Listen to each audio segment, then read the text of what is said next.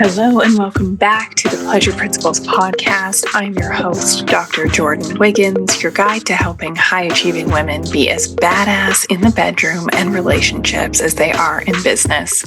I help successful women who feel unfulfilled and disconnected create more intimacy, joy, and pleasure in their personal lives. As author of The Pink Canary, naturopathic doctor, pleasure and intimacy coach, I know the hustle culture has taught you that doing it all is the key to fulfillment, but it's draining your energy and killing your intimacy. My mission is to guide you down the pleasure path, reigniting your desire, reclaiming your feminine power, and helping you feel deeply supported, all while thriving in your career. You've built a career, a life, a to-do list that never ends. But the question is, are you happy? Are you thriving? Or are you running on empty, resenting your partner, snapping at your loved ones while secretly wondering, why do I have everything that I say I wanted, but I still feel disconnected and exhausted? If this sounds familiar, you are not alone.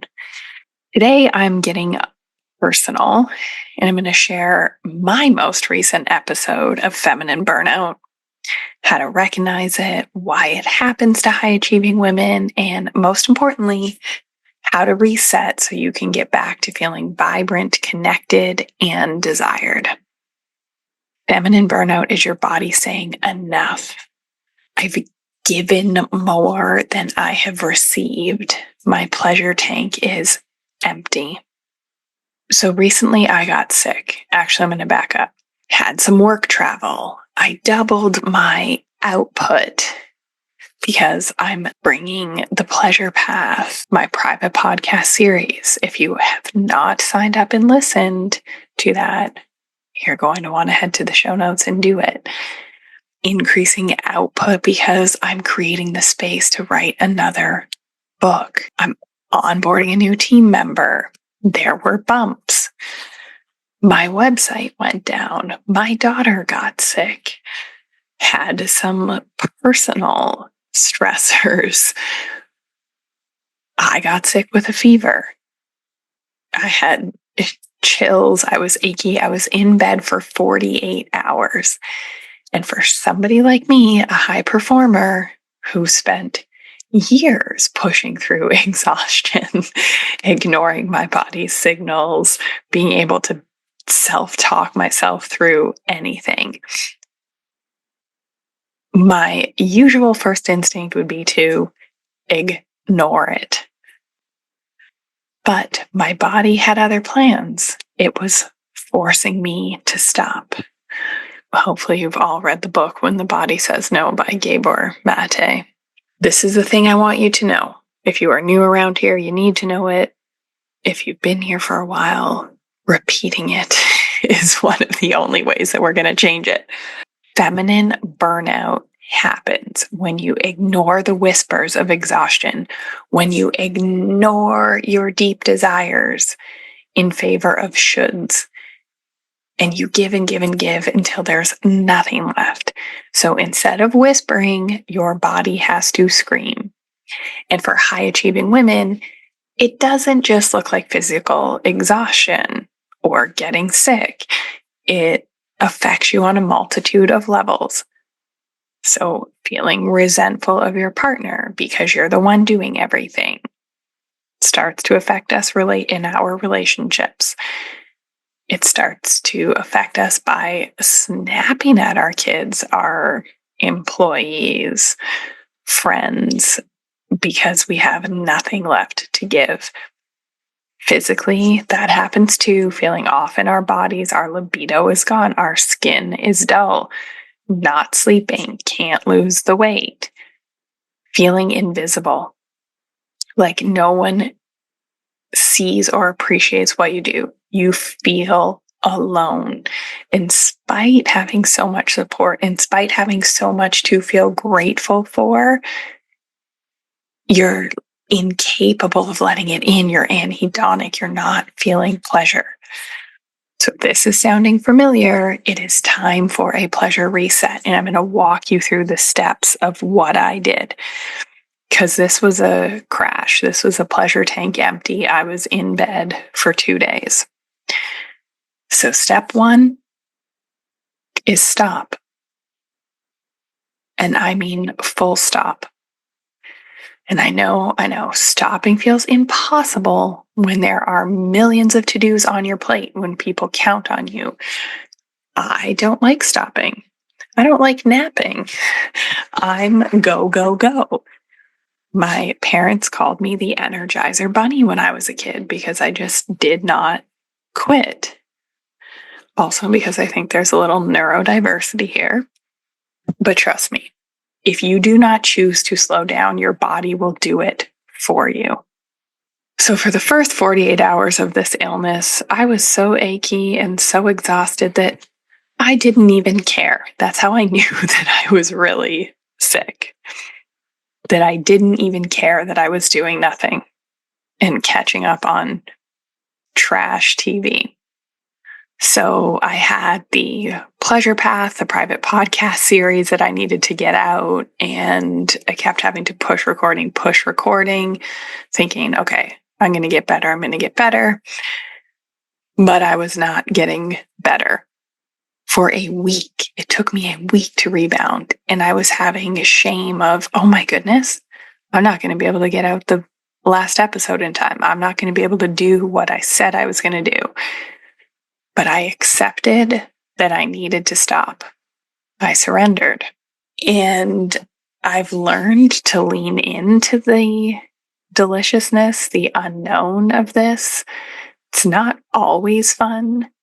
Not knowing the next step is never fun for high achievers because we always have a plan A, B, C. But what we need to start doing more of is resting, intentional slowing down. So an action step that I want you to take is take one non-negotiable moment of rest today.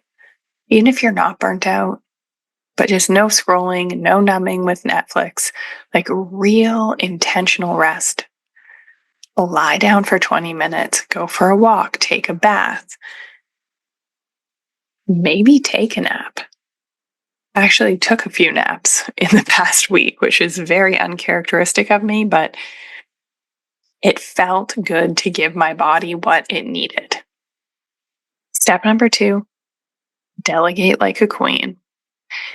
High achieving women, we struggle with this one. We have this belief that our worth is tied to how much we do. We think we have to do everything because no one else can do it. No one else can do it right. We're worried about managing the emotions of other people if we put things on their plate. And we are not good at asking for help when it comes to our intimate needs. When we are scared our needs won't be met. So some of you have done the work and you're way better at delegating when it comes to your career. But when it comes to personal life, not so much.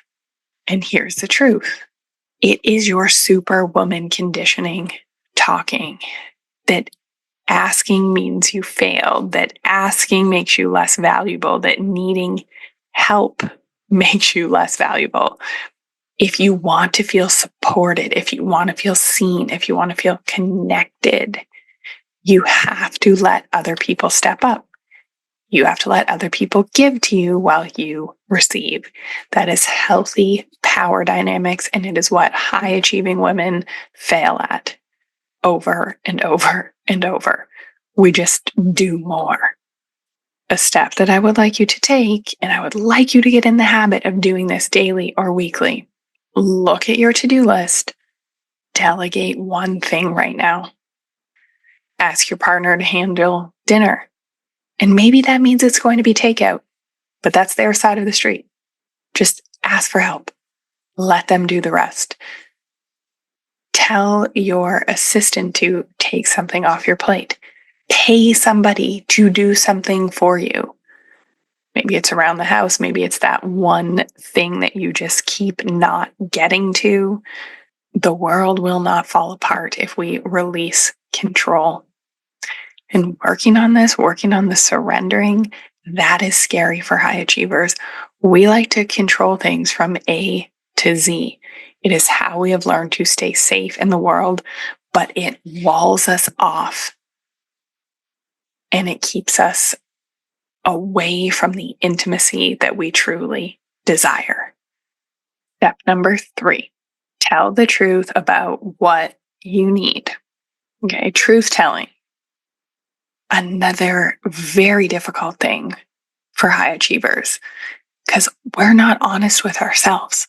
Burnout happens when we ignore our own needs and desires for too long. Most of you don't even know what you desire sexually or intimately. Because if you knew what you desired, then you would be having great sex on a more than weekly basis, and you would feel connected and seen and supported in your relationships. Most of you are with men that truly want to give you what you need, but we're not in touch with that. We're asking for a crumb, or we feel like it's too big to ask for everything that we need. So we ask for that little piece, that little crumb. And then when they give us the crumb, thinking that they're doing something good, we're just like, we're not fulfilled. We're not satisfied from the crumb because we didn't ask for the fullness of what we need. We're scared to do it. And that's our work to do. So I see this all the time. We're denying our own needs. We're denying our own desires. Maybe we even have so much shame around our sexuality that we haven't even explored that part. And we're telling ourselves that we should be able to handle everything. But deep down, we're drowning. Or we keep putting up excuses and roadblocks of why being sexually fulfilled and intimately fulfilled isn't necessary when we're drowning. The antidote is radical honesty. So again, this is not a high achiever strong suit. We are great at denying our needs. Like, I just ended up in bed for 48 hours, sick, because I was not taking care of myself, pretending I didn't have needs, just being like, oh, okay, I'm just going to get through this.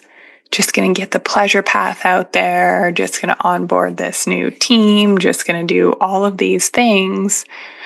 No, it was too much. And I ignored my intuition that it was too much. So our action step is I want you to ask yourself, what do I actually need right now? And not the answer that your head is going to give me. Right? We're great at thinking our feelings. We're not good at feeling our feelings. We are not good at being in our body. So I want you to ask your pussy. Take a deep breath. Put your hand on it. Maybe you might even need to listen to some music, go for a walk to actually be able to drop in. What do I need right now?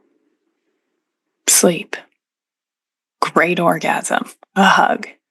Alone time for people to just like leave you alone in the quiet. What about to be cared for? Told you're doing a great job. Told that everything is going to be okay. So figure out what you need and tell somebody who can help or find a way to make it happen. So in my case, I needed help pivoting for work. Asked my team. I needed help with my daughter. Asked my parents. I needed to rest. I asked my clients for understanding.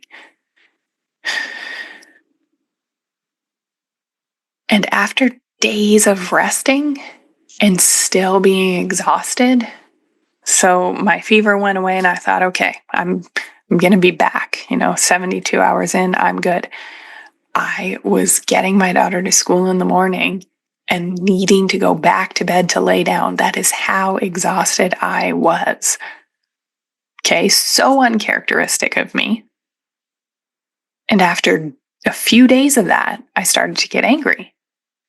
It's like, okay, I surrendered, I allowed, I delegated, like I'm doing my steps, I'm doing what I would coach my clients to do. Why am I not better now? And this was mirrored in a few of my clients. So I got voice notes from clients that were also sick. One had been to the ER, one had also been in bed for a few days. And the same thing was coming up. Like, what's wrong with me? I've been resting. My partner's stepped up, taking care of meal planning, taking care of the kids. And they're like, I want to get back to myself. I want to feel like myself. And the message that I said to them was the message that I needed to hear myself. And that was because the high achievers that we are, we like to be in our power, in our turn on. Like we like doing and achieving. And we've learned to like resting and receiving. But then too much of that was like, okay, what the heck? Like, when am I going to get back to my productive self? But what I told my clients is what I needed to hear. And that was, we need to embrace all aspects of the feminine. And that is our grief, our sadness, our slow days, days that we are not at peak performance. Because what is truly feminine is accepting and loving everything as is.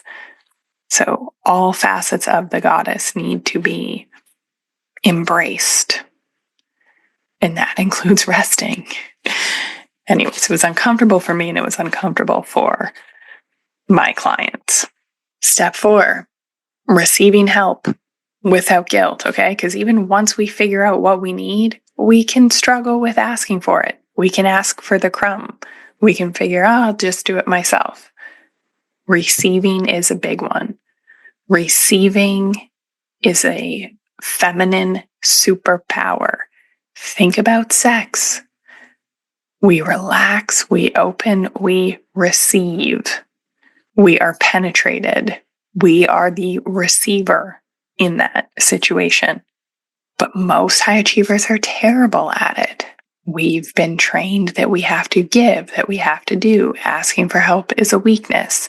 That sex is about our partner's pleasure, not ours.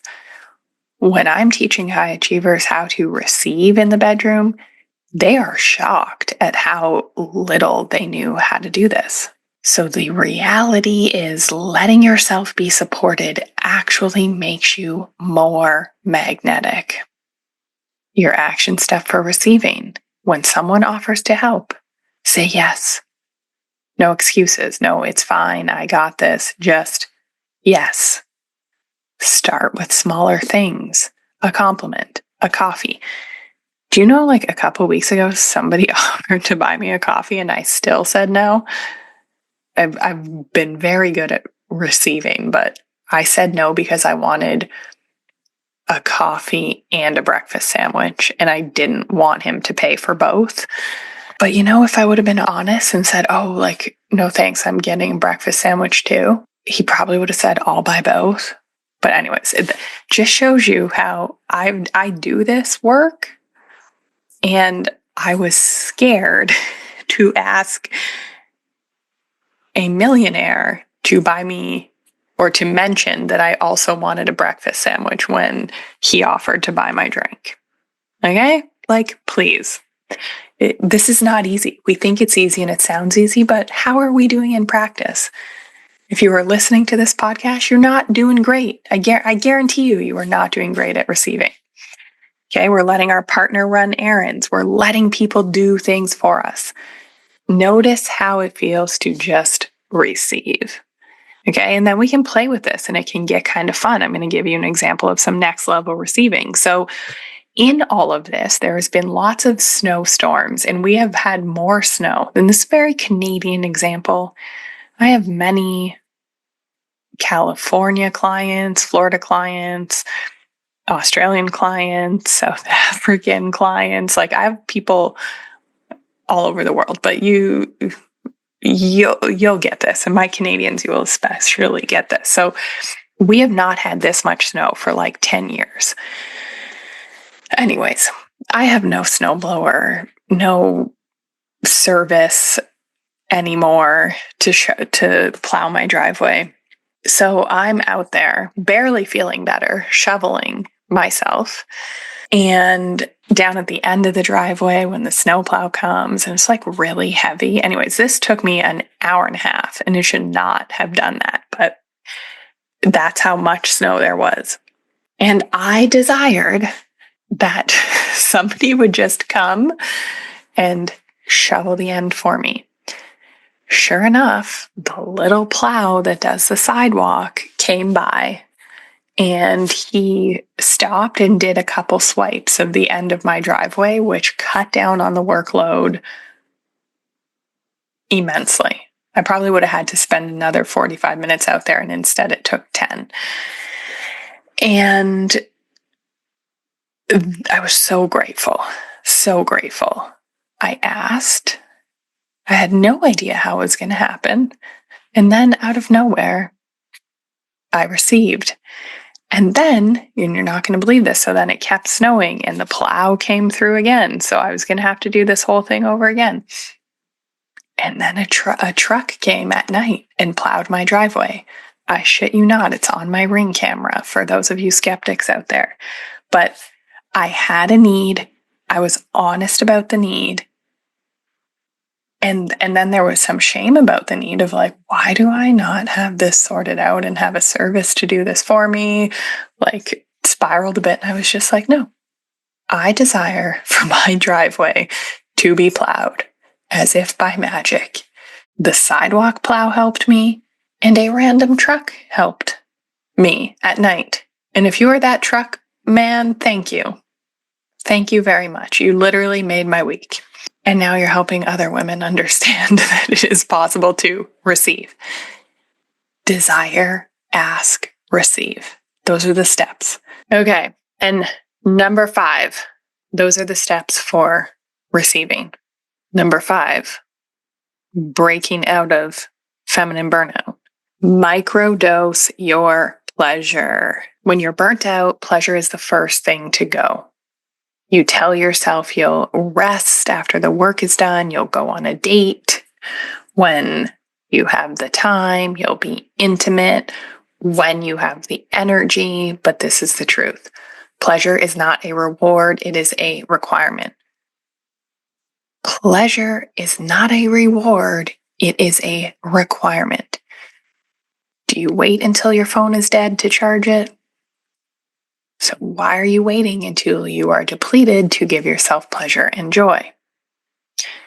An action step that you can take is asking yourself, how can I make this moment more pleasurable? And sometimes, like, this is shit. Sometimes if you are in bed shaking with the chills, sometimes it's just a warm blanket or a warm tea. There's just something small that you can do to make it more pleasurable. Sometimes it is more lavish, like ordering your favorite latte on the way to a meeting or scheduling the blowout or the pedicure just because you have a busy week and you want some time for yourself.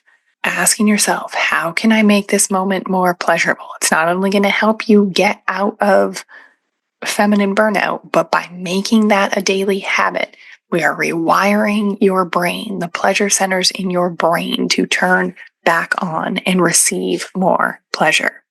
Your pleasure reset starts now. Feminine burnout isn't just about exhaustion. It is about disconnection from yourself, from your body, from your pleasure. But the good news, you can reset. You can reclaim your energy, your joy, your magnetism, the connection in your relationship. Let's do a quick recap. You stop and reset. Your body is begging for it. You delegate. Okay, doing it all yourself makes you a crusty person. No more crustiness. We start telling the truth. Your needs and your desires matter. We start accepting help. We let ourselves be supported. And then we microdose our pleasure. No more waiting until we've earned it. If you've listened this far, it's because you are ready for something to change. You're tired of feeling disconnected in your relationship, like roommates instead of lovers. You've tried therapy, you've read the books, maybe you've even seen the hormone doctor, but nothing has worked. That's why I've created the Connection Cure, a VIP experience to reignite your passion, restore your intimacy, and connection with yourself and your partner. First, we kick off with a desire diagnostic coaching session with me, where we're going to uncover what is draining your pleasure tank and create a plan to fix it. And we're going to set you up with the Pleasure Challenge, which is launching March 6th to hold you accountable for 21 days of transformation. And to continue supporting your path from achiever to receiver, you'll have lifetime access to the Pleasure Principles course, your step-by-step guide to reigniting connection and unlocking lasting desire. There is no catch because this is not a quick fix solution. Do you want complete transformation? Commit to this next step on the pleasure path. And I truly mean it when I say it. I only have 12 spots available. I'm working on some incredible resources for you, so I want to make sure this container is curated to 12 women who are ready to put in the work to see the results. Head to the show notes to grab this offer while you still can.